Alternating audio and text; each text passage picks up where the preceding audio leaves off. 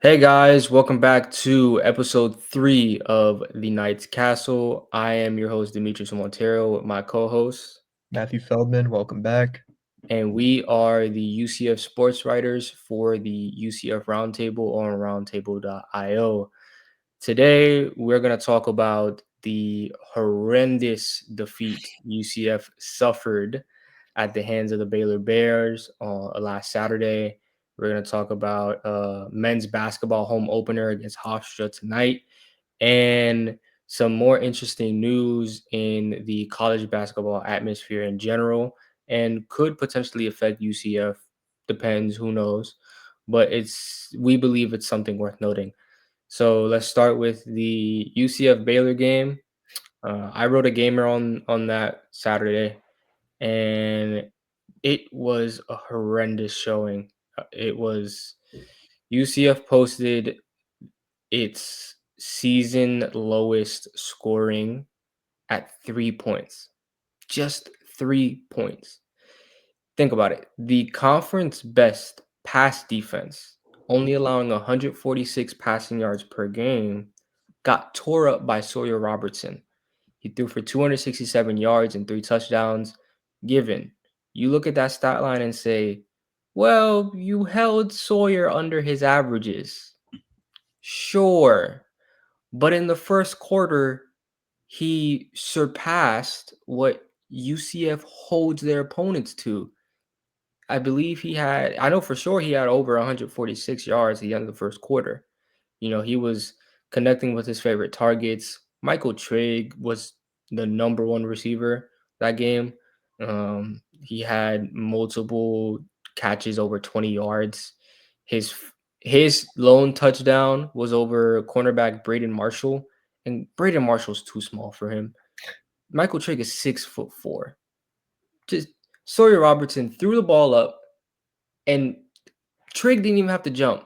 He didn't. He just caught it, and that was it. He was a matchup nightmare. Um, Josh Cameron also caught a touchdown. I think he had less than 5 receptions for sure, Yep, but yeah, 3. his touchdown came in the red zone where he hit his defender with a quick slant, and that was it. Baylor goes up 14-0 in the first quarter, and it was their second multi-touchdown first quarter since the Samford game earlier this season. So Baylor's offense was clicking on all cylinders, very quick, no struggles at all. But for UCF, they struggled bad, mightily. They had 3 turnovers on downs in the game. Taven Jackson threw 2 interceptions in the fourth quarter. And I think a part of that game comes down to coaching. The turnover on downs, to be specific. I get the first one. I understand the mentality of going for it on fourth down, especially when your opponent is blazing hot. They open up 14-0 in the first quarter. I get that. You want to get on the board as fast as possible, cut into the lead, and make it a one possession game. You want to give yourself an opportunity to where if you pray to the football gods and they answer your call, you win the game. But that wasn't the case for UCF. Like I said, I get the first turnover and downs, go for it, risk it for the biscuit. But the second and the third, no. You have to take the points that are available to you. You absolutely have to. At halftime, it was 20-3. Baylor was trending toward having I believe its first ever first half shutout. Thankfully, Noah Relas, the kicker, made sure that didn't happen. So you go into the half down 20-3. You really could have gone into the half down 20-9. You know, a field goal here, a field goal there. Take those points. Make it an easier game for you. The more you go for it on fourth down and the less you convert, you, you you're shooting yourself in the foot. The self-inflicted mistakes that have killed the Knights before reared its ugly head once more in the Baylor game. And it's something the team has preached about cleaning up. And sometimes they do clean it up, sometimes they don't. This was a game where they didn't. And even the commentators at the beginning of the game, they were saying, this is like a must win for both teams to be bowl eligible. And if the commentators believe that, you can't go out there and put out a performance where you score your fewest points in the season. If you want to be bowl eligible, you got to go out there and fight. And the fight just wasn't there. It wasn't, you didn't put together enough scoring drives to put a dent in the lead. And it was just horrendous. It was terrible. So, Matthew, what are your thoughts? Well, yeah, I second just about everything you said. I mean, extremely disappointing, especially after we had a whole bye week to prepare. I mean, I think that is really the biggest concern for me is we, basically 2 weeks to prepare for one opponent, and we can't even get in the end zone. We look disconnected offensively. I think it goes back to really what the struggle has been all year. We can't get a complete game from both sides. Uh, in the first half, defense, as you said, we couldn't get him off the field. Robertson was doing whatever he wanted. But the second half, I mean, we slowed them down. They scored 10 points in the second half, 20-3. If we could have come out, we got the ball first. If we could have come out on that first drive and put it in the end zone, now it's 20-10. Now our defense gets a stop. Now we have the ball back. But I 100% agree with the taking the points. I'd get so upset watching these NFL teams, even in the big leagues, they go down and I don't want to hate on bad teams, but for example, the Jets. Why are the Jets ever going for it on 4th and 6 in the red zone when you can take your 3? Knowing that defense you have, knowing the defense we have, it's the same thing. Our defense has been our strength. We got in the red zone, we have to take our 3. Now the first one, I agree. We're down early, they're blazing. We got to go for it on that 4th and 1. But I don't know what is wrong with we can't gain a yard. Like this is the third time I've seen us get stuffed repeatedly on these 1 yard gains that we need. And then 4th down, the play call. I don't mind the play action after getting stuffed 3 times up the middle, but why are we throwing to an offensive lineman? Like with 4th down, drive on the line, we're throwing a fly ball, a one-on-one ball to a guy who doesn't catch balls. And that's our play. So to me, it's like, what did we work on in the bye week? Why is that our go-to 4th and short yardage play to throw to our offensive lineman 15 yards down the field on a one-on-one corner route? That doesn't make much sense to me. Uh, Overall, Taven, he looked uncomfortable. He looked like a beat slow, if you will. Like he was getting the ball out to the right place, but it was just behind him, or it was about a second late. Just didn't look in rhythm. Um, Michael Trigg, we talked about him last episode. He is I have it written down exactly what you said, a matchup nightmare. He had 5 catches, 82 yards, and that 1 touchdown where he Statue of Liberty at our corner. That was I mean, they came out and got whatever they wanted right away, and by the time we slowed them down, our offense was already so out of rhythm that there really was nothing we could do. Yeah, and not even just Michael Trigg, but they were able to get Baylor was able to get their running game off even with Bryson Washington a little bit hobbled. He suffered a little bit of a setback when Philip Dunham tackled him. I think the area was in the knee, so it was sort of in that area, and he was in and out of the game, but not enough to be, a game-changing playmaker. It didn't but that didn't matter because Baylor's freshman running back, Caden Knighton, was able to step up and replace that production. He had a career high in rushing yards, and he was moving the chains. In the second half, he was featured a lot more running the ball. He even had a catch of over 20 yards. So when you have Michael Trigg, who's a matchup nightmare and is a tough cover for most of the corners on UCF's team, and then you compound your defensive issues with Caden Knighton running the ball, it makes it very tough to stop. Like Baylor had almost a complete game. Yeah. When you look at it, it was pretty much the closest thing you can call a complete game, especially in the fourth quarter where they killed any opportunity to come back. I mean, Any. Taven throws back-to-back interceptions? Back-to-back? Like, the first one, okay, it sucks, but you can crawl yourself out of that hole potentially. The second one, that's that's the nail in the coffin. Yeah. And then they had that, and then Sawyer Robertson rolls to his left and throws I believe it was a 9-yard touchdown pass to Ashton Hawkins, and that just puts the game even more out of reach. And UCF just needs to have or like heart to heart with themselves. I think they need to search and figure out how to put together a complete game. If your defense is going to adjust and I won't say shut down, but definitely mitigate some of the offense's advantages on the other end of the field, the offense has to put together scoring drives, and the play calling needs to be a little bit more efficient. You don't galaxy brain a fourth down in the end zone. I mean, in the red zone. Yeah. Don't galaxy brain it. I I understand going for it, but take your points. Take them when you can get them because every point, especially in a game where you're down 17 going into the half, every point is valuable. You need it.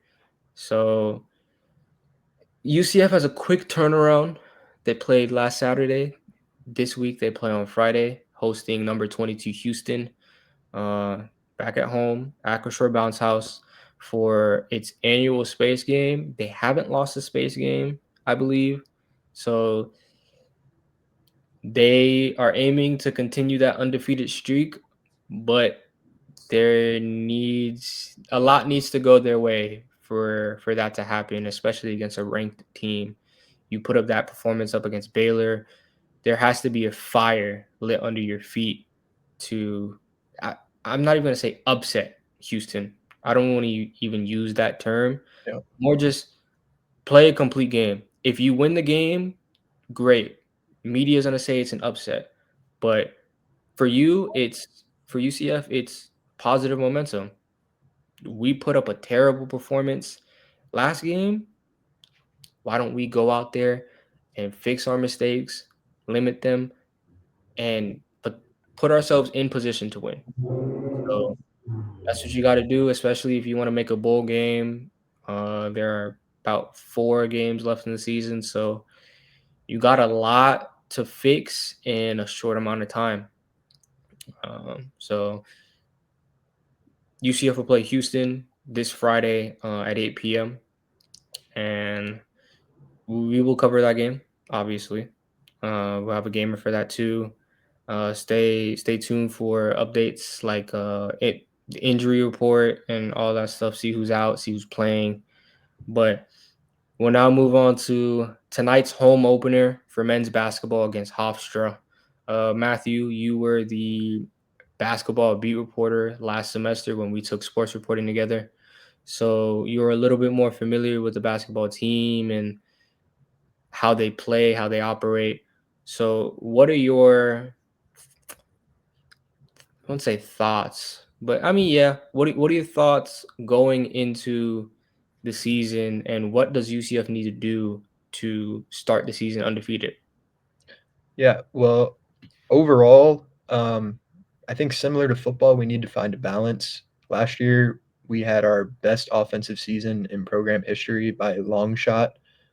We averaged just under 80 points per game, which Dawkins historically had sat right around 67, 68 points per game. So that's a big jump. We had Keyshawn Hall leading the conference in scoring. We had Darius Johnson, who had the most total points in the conference.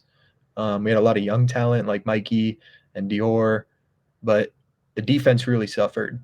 Uh, we set a program best in points made or points each game, but we also set a program worst in points allowed, uh, over 80 points per game, which that's going to be very hard to win games, giving up 80 points per game in college.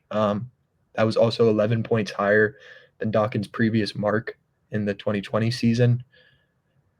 I I think our defense and rebounding will get a lot better this year. We're a lot older. We brought in some experienced guys like Devin Cambridge. He's Texas Tech. I think this is his 6th or 7th year playing, but he's a 1,000-point scorer. He knows he's been around the Big 12 for a long time. Um, and then we got the guys from Milwaukee too, Stillwell and Folks. They're also older. Um, I think Folks is not as dynamic as Darius Johnson, but he's kind of a game controller like Darius was. He can bring it up, he'll get us in the right set, pick and roll, maestro, like he'll hit the roll. And him and Stillwell having that chemistry from their last team, moving it into this team, I think that could be good. On the Hofstra side, they went 15 and 18 last year, but they had a top 2 defense in the All Coastal or in the Coastal Athletic Association, their conference. So I think my prediction tonight, it's our first game. Uh, we came out firing in the first halves against the other 2 teams. I think this may be a little slower just because it's our home opener. Hofstra historically has a pretty good defense. Um, but I mean, I expect us to win. I expect us to win comfortably. I don't want to put a number out there, but it would be concerning if we struggled game 1 with a team like this. They also have a lot of turnover. Uh, they are bringing back their best player is Cruz Davis. He's preseason first team all conference for them. He another short, shifty guard. Last year he averaged 14.4 points per game and led the team in assists and steals, and 3-pointers made. So he's their guy. He makes it go for them. I think our guard play will be able to rival that with Kugel and Folks and um, the others that we have. So I think we'll be able to neutralize him. I think it'll be a big battle for our wings and our big men to set the tone early with rebounding, not giving up second chance opportunities. They struggled offensively last year, bottom 2, so we can't give them extra opportunities. Hold them to one shot, rebound, and let's get out on the break. Yeah, I agree. That's a great way to string together, really good possessions offensively, defensively, and that's how the both coexist and they feed into each other to elevate your game. UCF had two exhibition games, one against Duke, one against LSU. So hopefully those two games gave the team the much needed reps they need to gel and start off the season opener, with a W. Very experienced guys, so their IQ should allow them to adjust and gel a bit easier than if this was a more younger team where you have a bunch of freshmen and sophomores, but that isn't the case. A lot of the transfers are juniors, seniors, like you mentioned, Devin Cambridge is a 5th year. So you have a lot of in the NBA, we'd say like in the NBA, you'd say like these are vets. Like in college basketball, these are vets. So you have a team full of vets in the in the college atmosphere. So being able to start your season with a win is very important, especially against a team where historically, like you said, they ranked really high on defense. Maybe that is their identity, and just a little bit it could take some heat off of Dawkins. We talked about it. Was it the last episode or first I episode? think episode 1, yep. Yeah, first episode where we talked about Dawkins being on the hot seat. So he needs to start well. Yep. It's not hard for a program to fire a head coach and move on. So you got to prove the team works. You got to prove you can coach the team, prove that the team can make positive strides throughout the season, especially when you're going to come up against highly talented guys and Darren Peterson, who's at Kansas, and AJ Daponsta at BYU. So let's see what UCF puts out in the product they put out in several hours. I believe the game is at 8 p.m. It will be streamed on ESPN Plus, and yeah. Um, what else? What else? What else? One cool thing just that I've came across is both head coaches have an NBA experience. Obviously, Dawkins was at he played for a good while, I think close to 10 years. But Hofstra's head coach is Speedy Claxton. He spent 7 years in the NBA and he's an NBA champion. So both of them probably have a little bit of pro style coaching involved in their offenses. So I think it'll be interesting to see. What team does Speed Claxton play for when he won I the think championship? the Spurs, but he was drafted to the Sixers. The So I think he Spurs. won that first one with uh, Duncan in '03. Oh 03. Okay. Interesting. Interesting. So, remaining on the topic of college basketball, which is this could be a trend. We've seen two players do it already, and it is G League players committing to colleges, making the transition from pro basketball to collegiate basketball, which is unheard of. The first player to do so was London Johnson. He played 3 years in the G League, averaged 7.6 points, and recently committed to Louisville. Another one was, I forgot his name, I have it in my notes. Thierry Darlin. He Yep. committed to Santa Clara.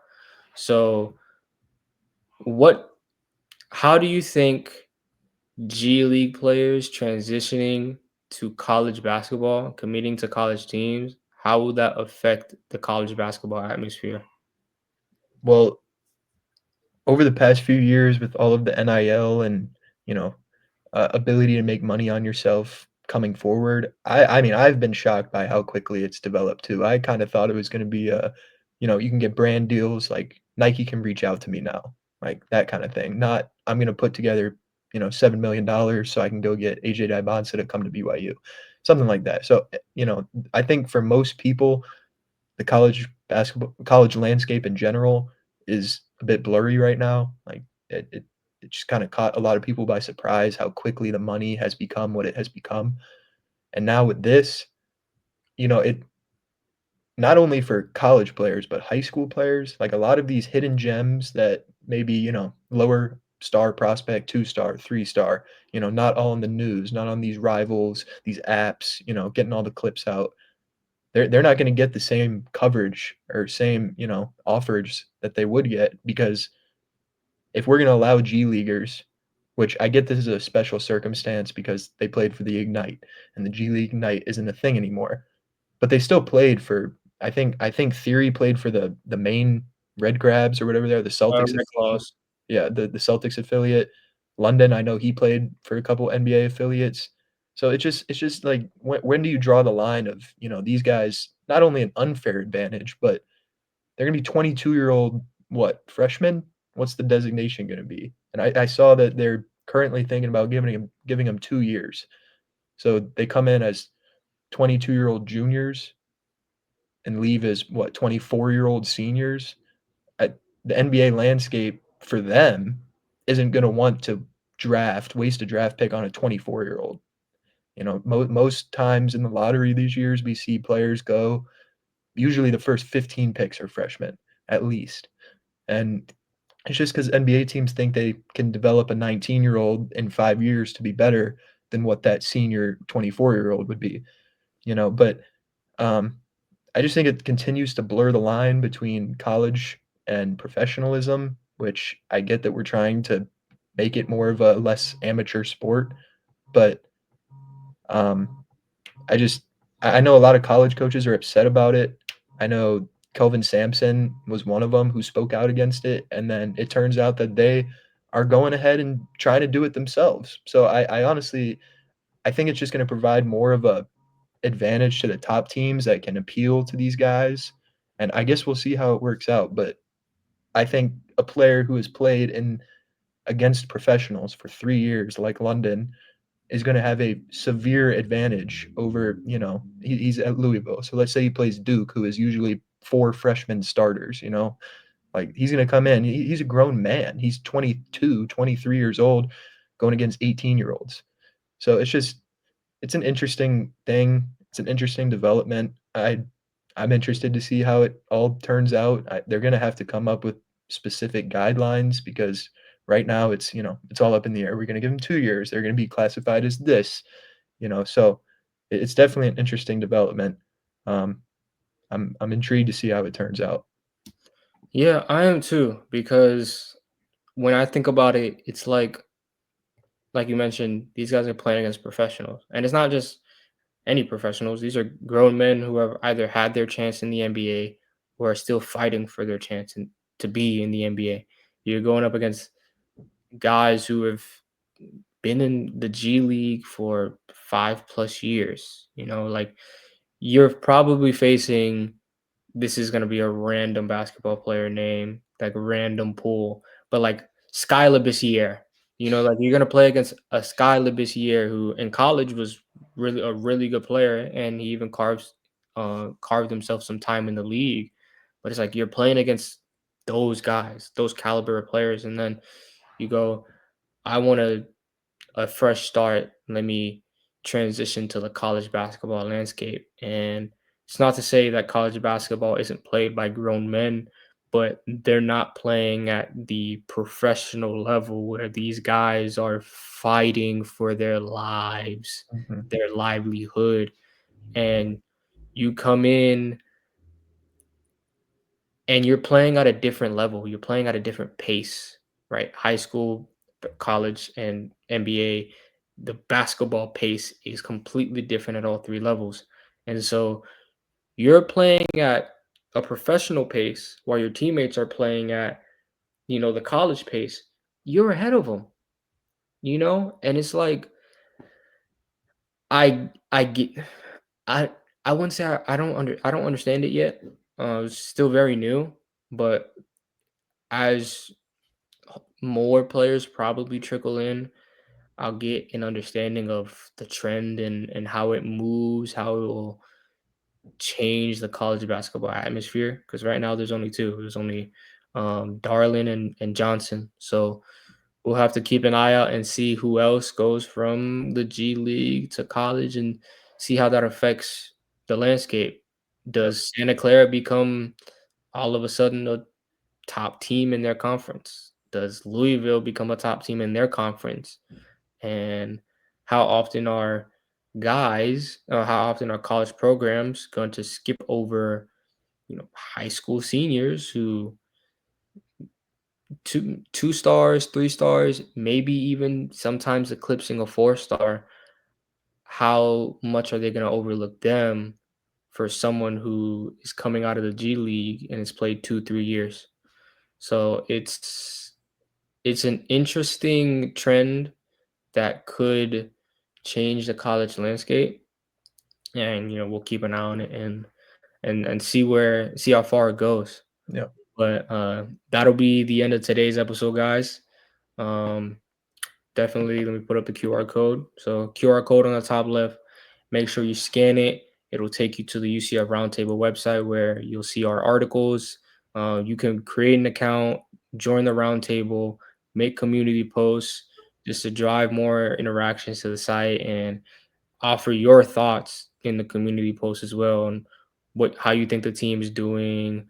Do you like this? Do you like that? Right? Just continue to drive interactions and support us while also, interacting with us yourselves. Also, make sure you like and subscribe. Tune in for more Knights Castle episodes. You can follow me on Twitter at Dem Montero. It is DEM_Montero. Matthew, you have any social medias you want to link or Uh, I'll promote? I'll try to put it in the bottom. Mine's a bunch of numbers and Hmm. yeah, but I'll put it down there. Yeah. And one last thing before we end the episode. Last episode, I had mentioned I don't know what we should call you guys. So we still haven't come up with a name yet. So in the comment section below, give us an idea of what you would like to be called. And the most liked comment will be what you guys are called. And you'll have an identity. It'll feel like you're a part of us, like we're one big community instead of just being, oh, I'm a subscriber. No, I'm part of the Knights Castle, So Definitely put that down in the comments, and by next episode, we have a name for you guys, and um, we'll bring you more UCF sports coverage. But I am your host, Demetrius Montero, with my co-host, Matthew Feldman. and we're the UCF sports writer of the UCF Roundtable. We will see you on Friday for episode 4. Peace. So you guys have a good week.